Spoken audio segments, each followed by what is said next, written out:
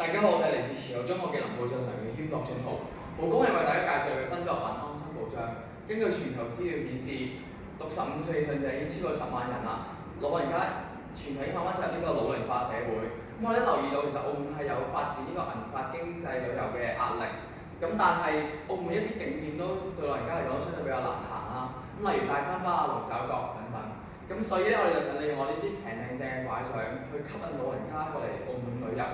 老人家都係相對比較容易發生意外或者走失嘅群體啦。現時都有一啲智能輔具係有呢個長期開嘅定位功能，可以減輕佢哋嘅走失率啦。但係我哋都對老人家做過啲嘅訪問同埋調查，其實佢哋係唔中意呢個定位功能嘅。反而呢個定位功能反而會令到佢哋覺得俾人按住啊、監視住，冇安全感，更加唔中意出街。所以咧，我哋就首創咗呢個嘅3段式私隱。有模式 A 啦，極致私隱，喺平時嘅時候係完全唔會開啟呢個定位功能。模式 B 咧就係呢個嘅授權共享，屋企人就可以透過呢個定位請求，拐杖就會以震動同音提示長者。如果30秒冇回應咧，就會自動開啟啦。模式 C 咧就係呢個永久守護，就會提供24小時嘅定位功能。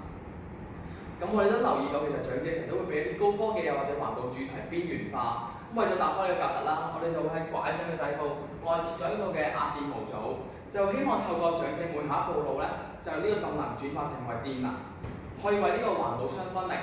雖然呢盞燈其實現時未做到一個照明嘅效果啦，但係我哋都想將呢個設計將佢變成一個行為藝術，俾大家都知道其實老人家都可以為呢個環保出一分力。